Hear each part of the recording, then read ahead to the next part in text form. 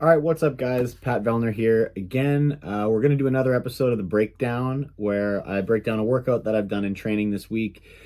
Usually, I'm going to try to make it something that's pretty accessible, something that people can try and do, and just sort of what the goals were for what we were doing in that session or at that time. I'll kind of talk through exactly what we were doing and break it down for you guys. So today I got a nice little triplet.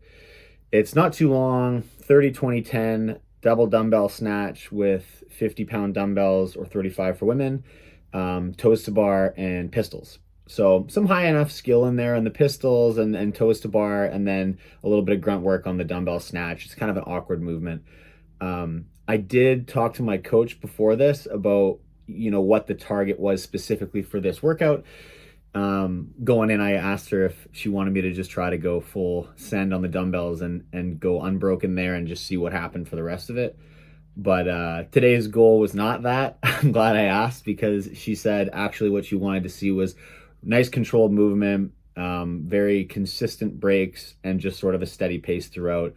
Not a lot of speeding up or slowing down throughout, but trying to pick a steady pace and be very, very consistent. So I focused a little more on quality of movement and things like the dumbbell snatch, and tried to be very deliberate with my breaks. What I decided to do for this one was some short sets of 10 for every movement other than the pistols. So we'll rip through it. I'll kind of talk through it as we go, and sort of maybe we can dive into what my mind's doing in the middle of a workout like this. So here we go. Sometimes when I have nice workouts like this, it pays off to sort of visualize what a workout could look like on a competition floor. So I started there with a run in from under the rig. I've set pylons out for every round, and I'm trying to simulate basically what a competition stimulus and environment might look and feel like, just to practice those transitions. So trying to keep the dumbbells pretty nice overhead and have a nice lockout. This first break after 10. Probably about 5, 6, 7 second rest maybe. That was probably longer than it was in my head.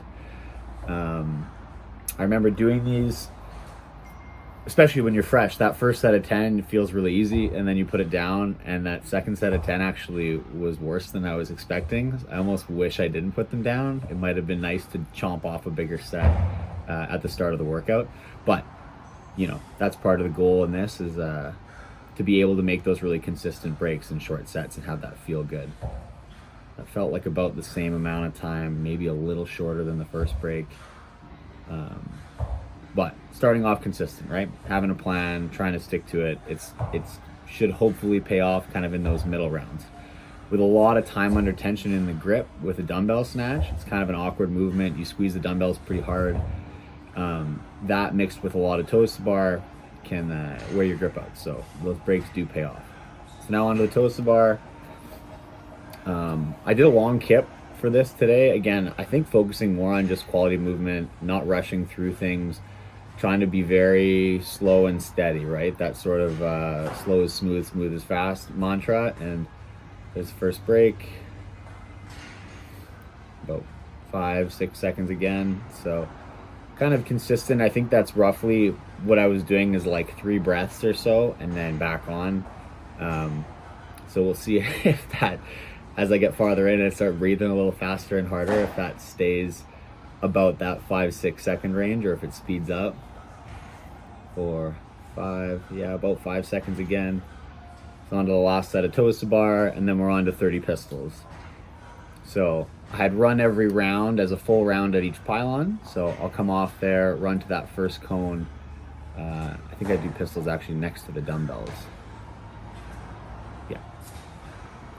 So same thing, trying to just be very steady with the pace. Just looked at the clock there. It's about 3:25 coming onto the pistols. Or sorry, not 3:25, 3:25 on this clock. So nice and steady, nothing crazy, trying to lose my balance. I'm grabbing my foot in my pistols. I started doing that a couple years ago just to save my hip flexors a little bit. When we're doing specific combinations, especially with gymnastic stuff like toes to bar, you can wear out your hip flexors doing fast, snappy toes to bar. So then if you got to come off that right into the pistol, it kind of pays off to be able to do it. And I've got really long arms, so I don't actually have to bend over that far or reach very hard to get the grip on my foot. So there you go, about 50 seconds for 30 reps. So that's like a little slower than 1.5 seconds a rep. Bring them forward and then on to the next round. So 20 now. Still getting nice and tall. I hinge a lot for these. You can see my shoulders go lower than my hips, which means I'm not bending at the knees a lot. I'm really using a lot of that hinge strength, hamstrings, low back to pull the weight up. At this kind of weight, easy to get away with that. Yeah, about 6-7 seconds again, maybe even a little more there. Oh, I'm getting tired. But yeah, a lot of hinge on the dumbbell movements like this. Done a couple workouts with really high volume dumbbell snatches, and depending on what you're pairing it with, it's sometimes nice to save your legs. Like in a workout like this, I'm kind of compartmentalizing. You save your legs a little bit for the pistols. You know, you save a little bit of that hip flexor for the toes to bar. You try to conserve your grip a little bit with some breaks, and then get your lungs relaxed wherever you can and get some breathing in with like a long kip or something like that. So far, consistent, pretty smooth. We did this workout when the gym was empty, and we had 3, 4, 5, yeah, a little faster and consistent on the toes to bar break, which is nice.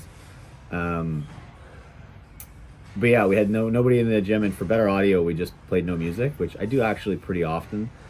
It's nice to be able to hear yourself breathe, but when I listen to the video back, it's funny to hear how heavy you breathe sometimes. You don't notice it when you're doing it. So back to the pistols, 20 reps this time. We'll see roughly how long that takes again. Looks like similar pace, not a lot of breakdown. I could probably be standing up a little taller at the top. Kind of hard to see on this angle. For anybody out there, if you're filming videos for qualifiers, don't film from this angle for something like this. You're asking for trouble. So I could be doing a little better on that one, but we needed to capture the whole view. There you go, done.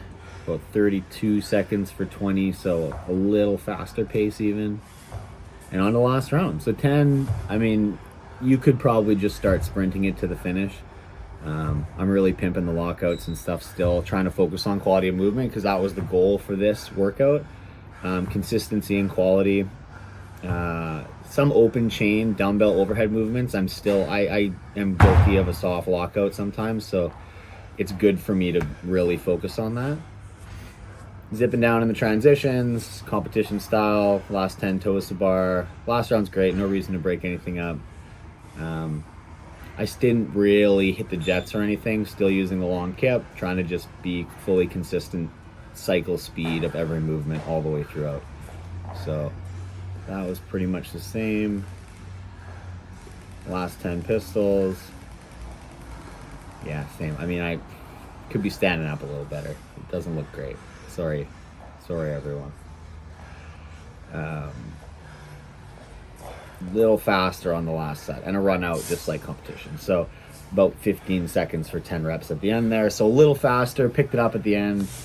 But overall, really consistent, steady breaks, that kind of 5-second rest on the toes to bar, that 7-ish second rest on the dumbbell snatches.